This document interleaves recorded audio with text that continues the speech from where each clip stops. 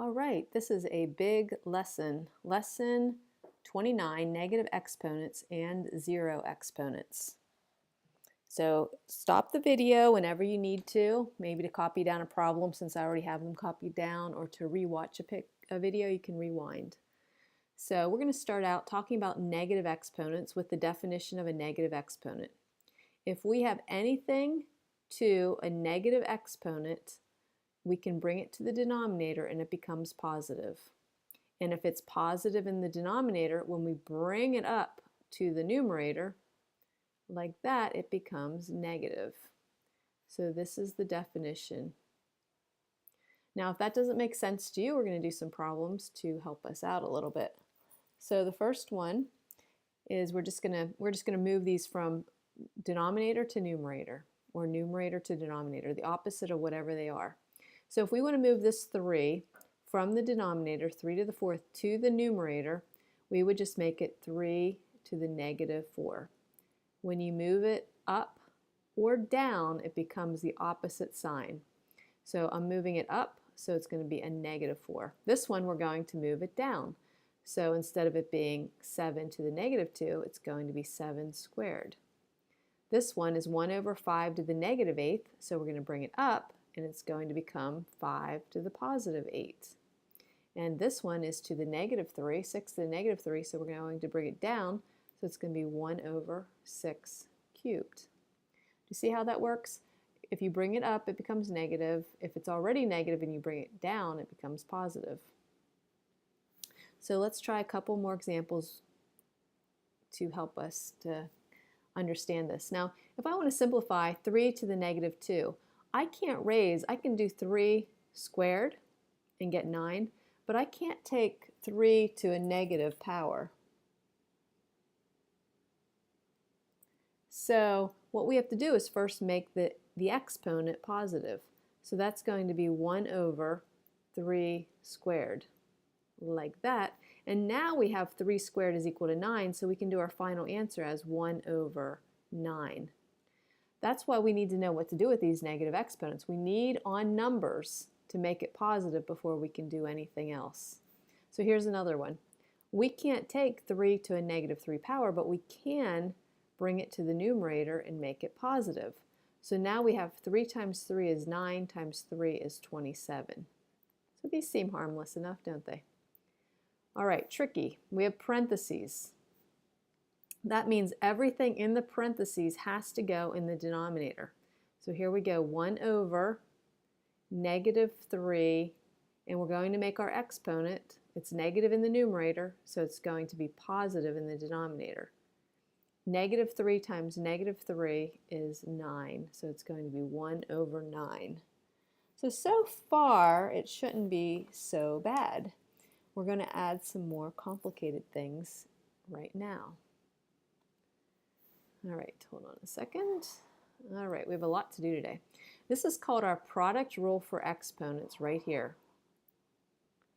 It says if we have bases are the same with the same exponents, we're going to add them. I feel like we did this before, but this time we have negative exponents. So let's just try it. We have an x and an x. The bases are the same, so we add. So we're going to get x. Negative 5 plus 2 is negative 3. And that's all you do. You just add the exponents on the like denominators. So here we're going to get y to the 7 plus 5 is 12, minus 2 is 10. So it's just going to be y to the 10th. So I hope that you kind of like these as we go. You'll find them somewhat enjoyable. Okay, let's keep on moving here. Where were we? Okay, this one. So it's going to be p to the negative 5 because we're adding our exponents. Now the problem comes in whenever we have different bases. So we're multiplying the same bases, we add our exponents. So we have x to the 4th, x to the negative 2. So we're going to add these together, and we're going to get x to the 2, because 4 minus 2, 4 plus a negative 2 is 2. And we're going to get m, we add these two together. So 2 plus a negative 5 is negative 3. Just simple adding. If you have trouble with positive and negative numbers, make a number line, do whatever it takes to get those right. All right, we're just adding more variables here. So we have x. Now remember what we talked about. If there's not an exponent, you need to put a 1. You just can't ignore them. So we have x to the negative 2 and x to the 1. So we're going to add those together and get x to the negative 1. Our y's, we have y to the negative 6, y to the 5th, and that's it. So that's going to be y to the negative 1. And then finally we have our z's.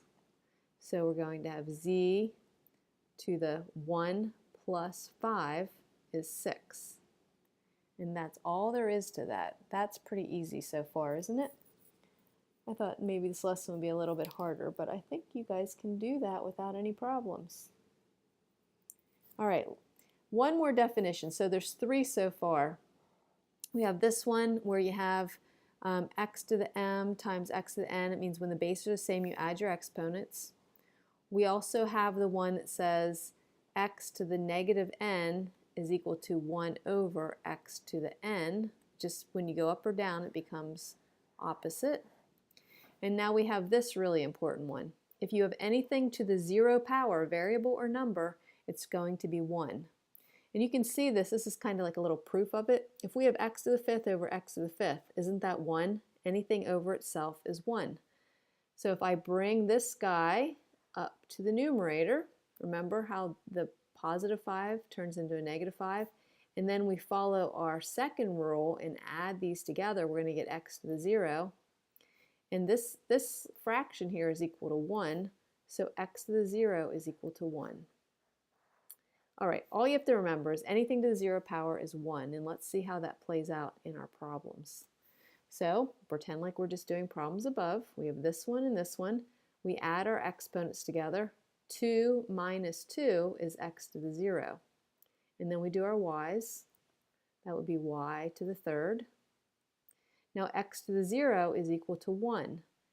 So when we're in multiplication, we can just cross it out because anything times 1 just gives you the anything.